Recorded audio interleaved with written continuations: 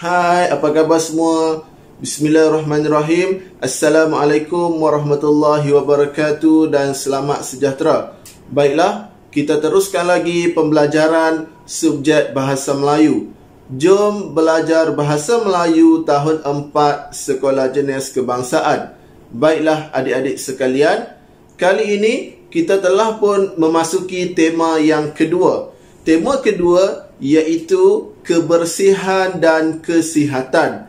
Dan secara tidak langsung kita telah pun memasuki unit yang keempat. Unit keempat ialah kesihatan harus dijaga. Jadi adik-adik sekalian, bolehlah merujuk buku teks Bahasa Melayu tahun 4 Sekolah Jenis Kebangsaan pada muka surat 22.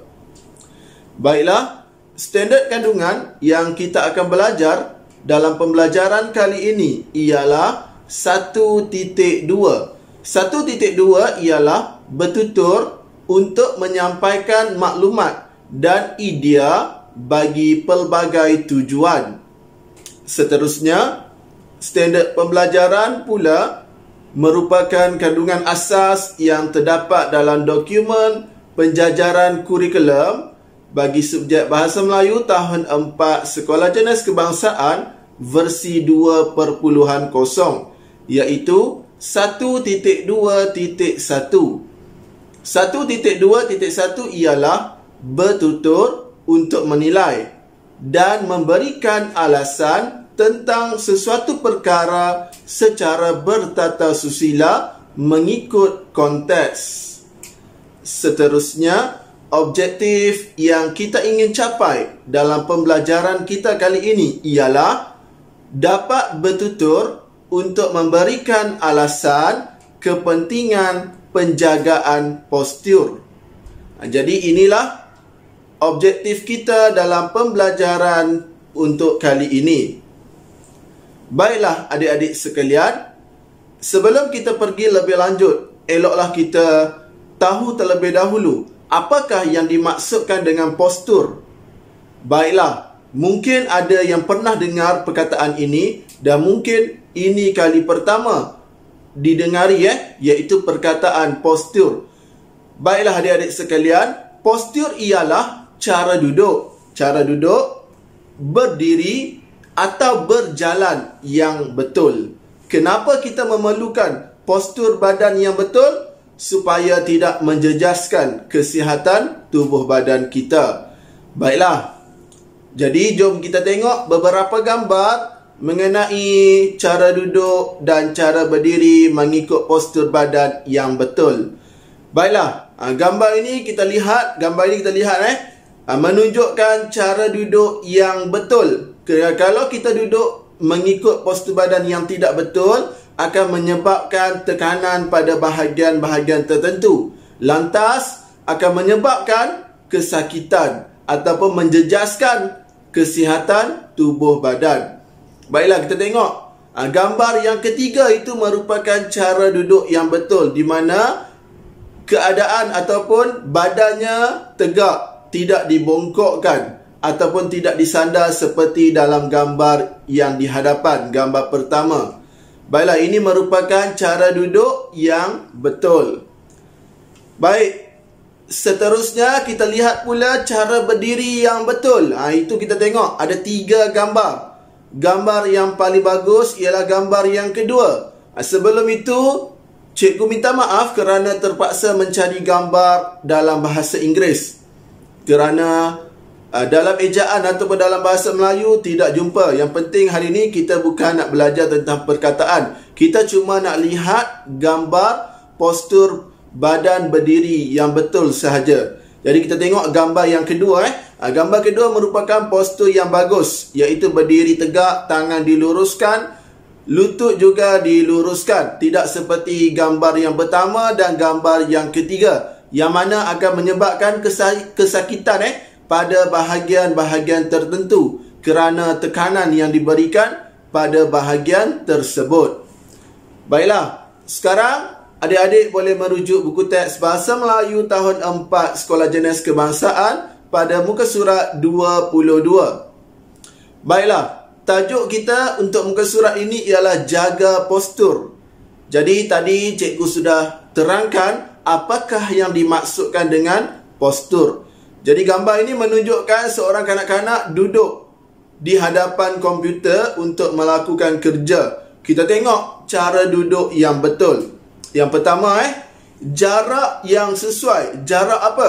Jarak skrin komputer dengan mata ataupun kepala mesti dalam kedudukan yang sesuai. Tidak terlalu dekat dan tidak terlalu jauh. Kalau terlalu dekat, dikuatiri akan menjejaskan kesihatan mata. Dan jika terlalu jauh, menyebabkan mata terpaksa memberi tekanan yang tinggi untuk melihat supaya lebih jelas. Jadi duduk dalam keadaan jarak mata dengan skrin komputer yang betul, iaitu antara 20 hingga 30 cm. Jadi ini antara jarak yang sesuai. Baik, nombor 2, bahagian belakang ditegakkan. Bahagian belakang badan mesti ditegakkan, tidak dibongkokkan atau tidak disandarkan ke belakang supaya tidak memberikan tekanan pada bahagian belakang badan. Baik, yang ketiga pula, lutut dibengkokkan. Maksudnya supaya lutut itu lebih rileks dan tidak memberikan tekanan pada bahagian tersebut. Kemudian yang keempat pula, kaki diletakkan pada lantai supaya tidak memberikan tekanan pada bahagian-bahagian tertentu di kaki. Ini merupakan cara duduk, iaitu postur badan yang betul semasa duduk ketika membuat kerja di hadapan komputer. Baiklah, berdasarkan gambar ini, adik-adik perlu maksudnya memberi alasan mengapa kita perlu duduk mengikut postur badan yang betul. Jadi, jom kita tengok dialog antara Aidil dengan Dinesh. Jadi kita lihat dahulu dialog antara mereka berdua. Baik, jadi dalam dialog ini nanti kita memerlukan 2 orang untuk membuat aktiviti simulasi main peranan iaitu kita lengkapkan terlebih dahulu dialog ini, barulah kita boleh lakukan aktiviti simulasi main peranan antara Aidil dan Dinesh. Baik, Aidil dan Dinesh kita perlu duduk pada jarak yang sesuai ketika menggunakan komputer. Dinesh. Kemudian Dinesh pula menjawab, betul Aidil. Perkara itu penting agar mata kita tidak rosak. Ini yang saya katakan sebentar tadi supaya tidak menjejaskan kesihatan mata yang mungkin akan menyebabkan rabun dan sebagainya. Baik, kemudian Aidil pula, kita juga perlu menjaga postur kita semasa kita duduk. Ya, betul supaya tubuh badan kita sentiasa sihat. Baik, seterusnya tempat kosong di situ iaitu dalam dialog yang dituturkan oleh Dinesh. Aidil. Tempat kosong Aidil. Penjagaan postur amat penting kerana mengapa dikatakan penjagaan postur badan ini penting? Jadi ini kita perlu memberikan alasan. Jadi cikgu nak tanya kamu mengapa tadi cikgu ada terangkan serba ringkas mengenai kepentingan menjaga postur badan. Jadi pada pendapat kamu, mengapakah kepentingan ataupun menjaga postur badan ini sangat penting? Boleh fikir-fikirkan dahulu Baik, seterusnya, apakah cara lain untuk menjaga postur, Dinesh? Aidil tanya pula, apakah cara lain selain kita duduk di hadapan komputer mengikut postur badan yang betul? Cara lain apa lagi yang boleh kita lakukan untuk menjaga postur badan? Jadi kita tengok nanti Dinesh jawab bagaimana. Baik, ini antara dialog yang telah dilengkapkan. Baik, tempat kosong tadi ya, saya setuju Aidil. Kemudian penjagaan postur amat penting kerana ini jawapan Dinesh. Mungkin kamu ada jawapan lain yang lebih sesuai ataupun jawapan lain yang sesuai yang boleh diterima Baik, jawapan Dinesh, penjagaan postur amat penting kerana kita akan sakit pinggang jika postur kita rosak. Kenapa sakit pinggang? Sebab kita memberikan tekanan tertentu pada bahagian badan tersebut. Jadi menyebabkan bahagian itu akan terasa sakit, terutama pada bahagian pinggang. Baik, kemudian Aidil tanya pula, apakah cara lain untuk menjaga postur, Dinesh? Ini jawapan Dinesh. Senaman dan penggunaan pakaian. Dinesh jawab dua, senaman dan penggunaan pakaian. Mengikut bentuk badan yang lazim digunakan dalam senaman, kecergasan mampu membantu membetulkan postur badan. Ini antara jawapan Dinesh. Dinesh bagi jawapan senaman dan penggunaan pakaian. Jadi berdasarkan dialog yang kita telah lengkapkan ini, kamu boleh lakukan aktiviti simulasi main peranan. Jadi mungkin ada kawan yang menjadi ataupun mengambil watak Aidil dan seorang lagi mengambil watak Dinesh.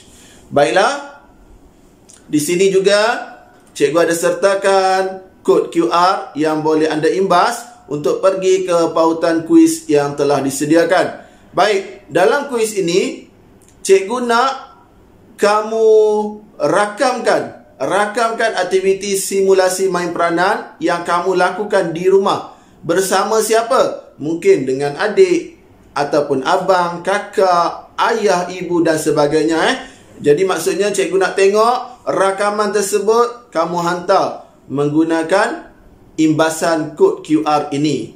Jadi cikgu harapkan kamu dapat memberi ataupun melengkapkan kuis ini dengan sebaik mungkin supaya objektif pembelajaran kita pada kali ini boleh dicapai. Jadi setakat itu saja dulu pembelajaran kita untuk kali ini. Semoga apa yang disampaikan ini memberi manfaat kepada anda semua. Jangan lupa untuk terus belajar bagi menguasai subjek Bahasa Melayu. Semoga kita berjumpa lagi dalam pembelajaran yang akan datang. Sekian, terima kasih. Bye-bye.